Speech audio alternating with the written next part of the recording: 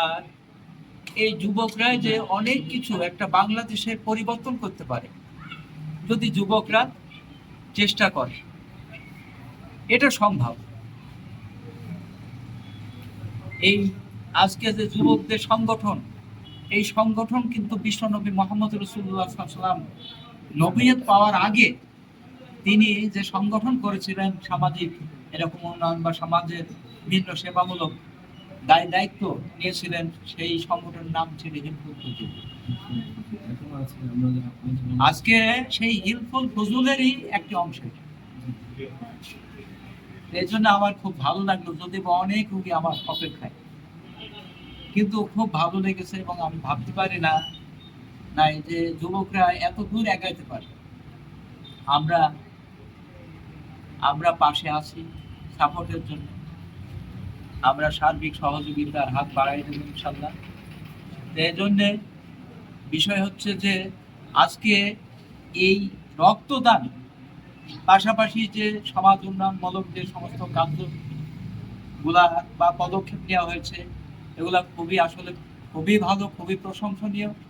এবং আরো একটি বিষয়, আল্লাহ রাসূল সাল্লাল্লাহু আলাইহি ওয়াসাল্লাম বলতেছে, কোনো ব্যক্তি যদি একটি মানুষকে বাঁচালো বা রক্ষা করলো, সে সমস্ত মানব জাতিকে বাঁচালো বা রক্ষা করলো।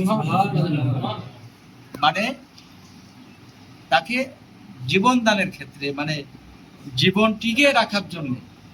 আবার ওই রকম এসছে যে একটা মানুষকে যে হত্যা করলো অন্যায় ভাবে, সে যেন গোটা জাতিকে হত্যা করলো, তার আমল নামায় এরকম অপরাধ লেখা হয়।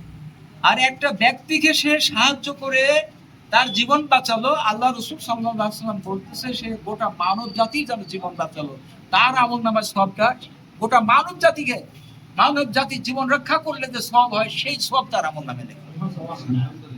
এজন্য এত বড় মহৎ কাজ, এটা আঞ্জাম দিতে হলে আসলে এই যে অফিস ভাড়া, এগুলো আমরা যারা আছি আমাদের এগিয়ে আসা উচিত।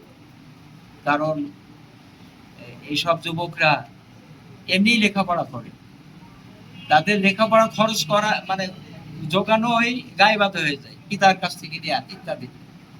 তার পাশে যদি আমরা যদি একটু হাত বাড়াই, তাহলে এই কার্যক্রমগুলো এনাদের জন্য সহজ হয়ে যায়। এর জন্য যদিও বা স্থানীয় বিশিষ্টজনরা নেই, তবু তাদের প্রতি আমাদের এই কার্যক্রমে, আপনাদের এই কার্যক্রমের এটা পৌঁছায় দিতে হবে মেসেজটা, যাতে তারাও সার্বিক সহযোগিতার দিকে হাত বাড়ায়।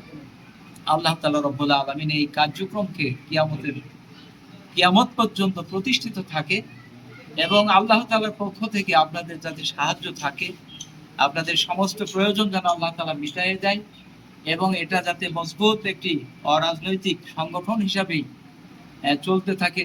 আমি একটা কথা বলতে চাইছিলাম, তবে আমার আপনাদের পরিচালক সে কথা বলে দিয়েছে যে খালি রক্তদানই নয়, এর সাথে আমাদের নামাজ থাকতে হবে। কারণ নামাজ না থাকলে আসলে ও কি থাকে না, মুসলমানের মধ্যে থাকে না। কাজে মুসলমানদের জন্যই হচ্ছে মৃত্যুর পরে প্রতিদান। এখন আমাদের এই মুসলমানের খাতায় নাম না থাকে, তাহলে আমার প্রতিদান আল্লাহ তাআলা দুনিয়াতে দিয়ে দেবে, আখিরাতে না।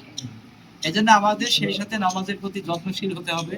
সে তৌফিক আল্লাহ তাআলা আমাদের সকলকে দান করুন। আমিন ওয়া মা আলাইনা ইল্লাল বালাগুল মুবিন। আসসালামু আলাইকুম ওয়া রাহমাতুল্লাহি ওয়া বারাকাতুহু। আমরা দুয়ার উদ্দেশ্যে সূরা ফাতিহা একবার, সূরা ইখলাস দুইবার।